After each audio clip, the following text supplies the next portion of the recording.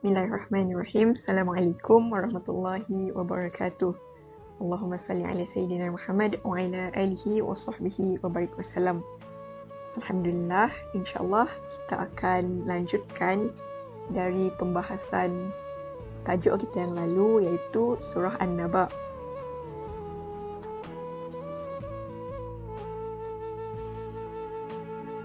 Kita akan lanjutkan dengan pembahasan ayat 31 sampai ayat 40, sampai habis ayat lah, sampai habis surah maksud kami. Selalu Al-Quran memang pola timbalan antara ancaman dengan bujukan atau siksaan dengan kurniaan. Misal dalam surah Tok, lekat disebutkan tentang azab, diimbangi dengan nikmat pula pada ayat seterusnya, yakni di situ tentang nikmat syurga bagi orang-orang yang bertakwa. Inna lil muttaqina mafaza, sesungguhnya bagi orang-orang yang bertakwa ada tempat kemenangan. Takwa di situ maksudnya melaksanakan perintah Allah dan menjauhi larangannya. Ketakwaan maksudnya usaha selalu memelihara hubungan baik dan mesra dengan Allah, sehingga hidup di dunia diatur dengan melaksanakan perintah ilahi yang seibertok dan menjauhi apa yang dilarang, menyebabkan selamat perjalanan hidup sampai ke akhir umur. Jadi bagi orang-orang yang bertakwa tu, di akhirat kelak disediakan mafaza, yakni tempat berdiam dari orang-orang yang telah menang dalam menegakkan kebenaran. Tempat kemenangannya adalah hadaiqa wa a'naba, kebun-kebun yang subur yang penuh dengan tumbuh-tumbuhan, bunga-bunga warna-warni disertai dengan buah-buahan yang lezat. Tempat yang sangat cantik, selesa dan nyamanlah. Keistimewaan anggur sehingga disebut dalam ayat itu adalah sebab buah yang kecil, mungil dan bijinya asyik mengganggu, jadi makannya pun dapat sambil relek-relek.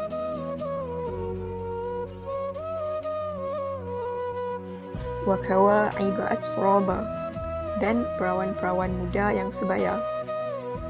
Bila disebutkan gadis-gadis remaja dan perawan-perawan sebaya, yang dimaksudnya adalah seni dan keindahan yang tergetar, bukan tentang hawa nafsu kelamin semata, sebab syurga bukanlah semata menghidang pemuas kelamin.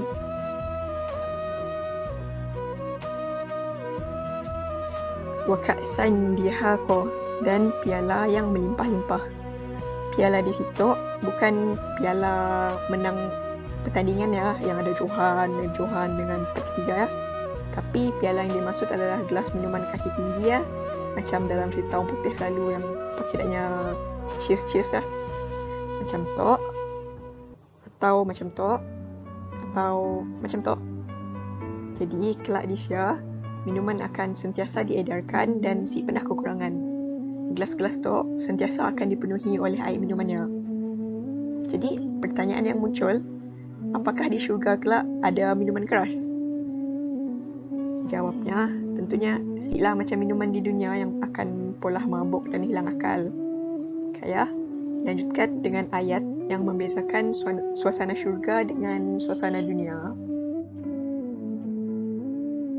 La yasma'una fiha lagwa wala kizaba, tidak akan mereka dengar padanya kata-kata yang sia-sia dan tidak pula kata-kata dusta.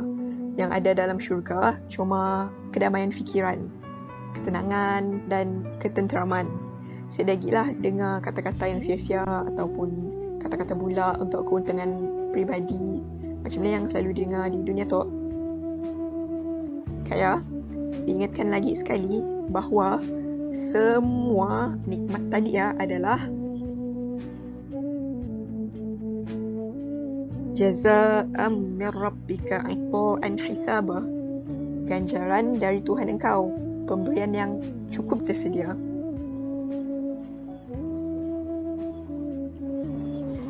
Disebutkan tu supaya kita ingat semua yang tadi adalah nikmat dari Allah, berbeza dengan masa di dunia yang sebahagiannya adalah untuk nikmat, pakai qaf, ganjaran dari syaitan untuk memesongkan kita. Nikmat di syurga ya kelak cukup tersedia, si akan pernah kering dan si juga berlebihan. Seimbanglah dengan apa yang kita perlukan. Rabbis samawati wal ardi wa ma bainahuma ar-Rahman la yamlikuna minhu khitaba. Tuhan dari sekalian langit dan bumi dan apa yang ada di antara keduanya, yang maha murah, tidaklah mereka berkuasa berkata-kata kepadanya. Rabbis samawati wal ard wa ma bainahuma. Tuhan dari sekalian langit dan bumi dan apa yang ada di antara keduanya, segala-galanya lah. Ar-Rahman, yang maha murah, maha pemurah. La yamlikuna minhu khitaba.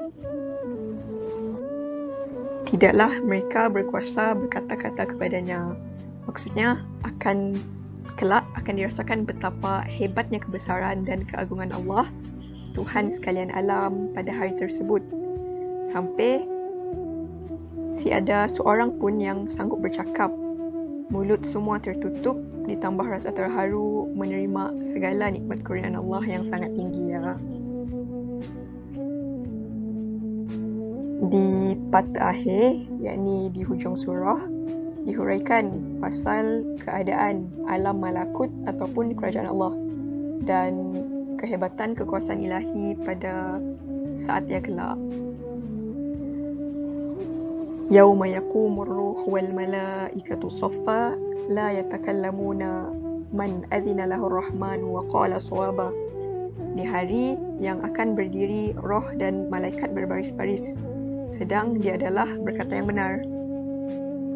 Jadi, menurut tafsir Ibnu Jarir At-Tabari, roh dalam ayat itu ialah malaikat Jibril. Disebut juga di ayat lain dengan sebutan Ruhul Kudus atau Ruhul Amin. Nama lain bagi malaikat Jibril lah. Disebut oleh ayat, malaikat Jibril dan malaikat-malaikat yang banyak semuanya berbaris-baris menyatakan tunduk pada Allah. Tiada yang bercakap-cakap kecuali yang diizinkan oleh Allah. Yang diizinkan oleh Allah je lah. Masya Allah, betapa hebatnya. Tadi di ayat 37 disebutkan orang bertakwa si berani bercakap. Sekarang di ayat tu, malaikat Jibril dan barisan malaikat yang banyak pun diam semua. Kebesaran Allah menyebabkan mulut semuanya terkunci. Padahal nama Allah yang disebut waktu itu adalah Ar-Rahman, yang maha pemurah, yang maha penyayang.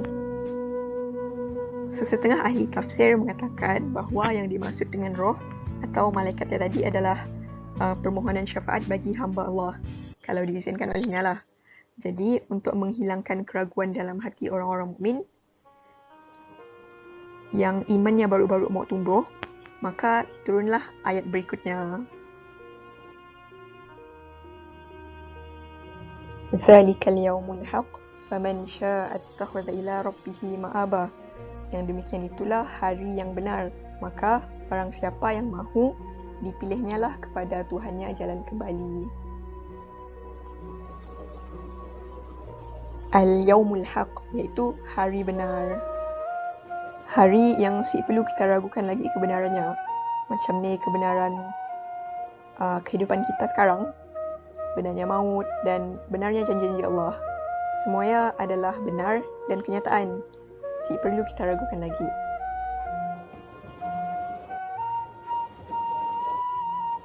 Faman syaa'a ittakhadha ila rabbih ma'aba. Pada hakikatnya, semua makhluk atau semua anak Adam datang ke dunia tu atas kehendak Allah dan akan kembali atas kehendak Allah juga. Mun kita hayati ayat tu, seolah-olah menyadarkan kita untuk segera kembali ke jalan Allah. Sebab kadang kita manusia terlupa, terleka sehingga waktu kita habis dengan kealpaan. Jadi, ayat tu macam satu seruan supaya kita sedar balik. Siapa yang mahu kembali ke jalan Allah, Allah masih menerima kedatangan kembali hamba-hambanya yang lengah dan alpaya. Anzarnakum azaban qaribah yawma yanzurul mar'u ma qaddamat yadah wa yaqulul kafiru ya laitani kuntu turaba. Sesungguhnya telah kami ancam kamu sekalian dengan azab yang telah dekat. Alangkah baiknya kalau dahulu aku hanya tanah sahaja. Apa azab yang dekat yang dimaksudkan ayatnya? Iaitu hari di mana terpisahnya jasad dengan roh kita. Hari ketika malaikat maut mencabut nyawa kita kelak. Masa ya kelak, ada yang akan berbesar hati melihat bekas-bekas kebaikannya. Tapi ada juga yang bermuram duja melihat catatan amal buruknya. Mungkin masa kita dah lupa akan apa yang dah kita pola semasa hidup, tapi kita akan dapat lari dari catatan Allah yang tiada sebaris pun kata yang tinggal.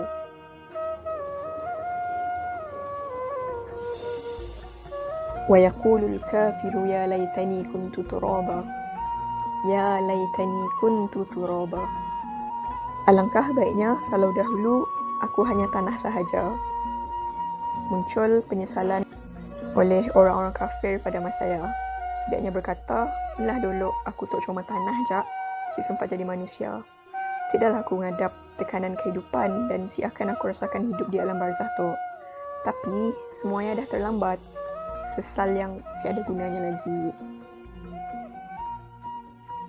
Alhamdulillah, kita dah habis bahas surah An-Naba dari ayat 1 sampai 40. Semoga video tu bermanfaat. Wassalamualaikum warahmatullahi wabarakatuh.